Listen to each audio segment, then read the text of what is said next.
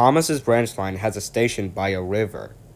As he rumbled over the bridge, he often sees people fishing. Sometimes they stand quietly by their lines. Sometimes they actually jerk fish out of the water.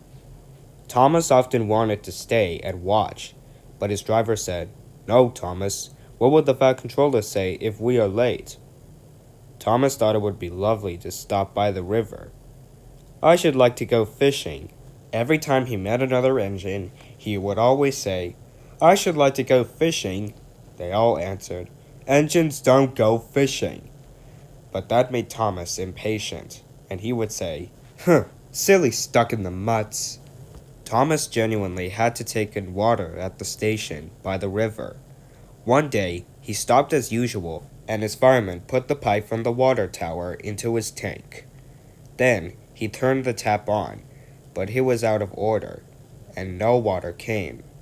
Thomas said to his driver, "Oh, bother, I'm thirsty."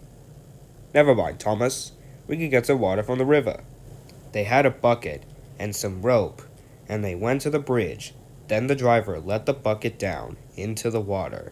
The bucket was old and had 5 holes in it, so they had to fill it up, pull it up, and empty it into Thomas's tank as quickly as they could. Thomas's fireman saying, "There's a hole in my bucket, dear Liza, dear Liza." But the driver said, "Never mind about Liza. You empty the bucket before you spill the water on me. Go on." At last they finished, and Thomas started off. "That's good, that's good." And Annie and Clarabelle ran happily behind. "That's much better, that's much better." They puffed along the valley and were in the tunnel when Thomas began to feel a pain in his boiler, while steam was hissing from his safety valve in an alarming way. Thomas's driver said, "There's too much steam," and the fireman opened the tab and feed pipe to let more water into the boiler, but none came out. Thomas groaned, "Oh dear, I'm going to burst! I'm going to burst!" They dabbed down his fire and struggled on, but Thomas was in a terrible state. "I've got such a pain! I've got such a pain!" Just outside the last station, they stopped, uncoupled Annie and Clarabelle, and ran Thomas, who was still hissing fit to burst, onto a siding right out of the way. Then, while the guard telephoned for an engine inspector, and the fireman was putting out the fire, the driver wrote notice in large letters, which he hung on Thomas in front and behind. "Danger, keep away." Soon, the inspector and the fat controller arrived. "Cheer up, Thomas. We'll soon put you right." The driver told the inspector what had happened. "So, the feed pipe is blocked? Well, I'll just look in the tanks." He climbed up and peered in. Then he came back down and told the fat controller, "Excuse me, sir, but look in the tank, won't you please, and tell me what you see."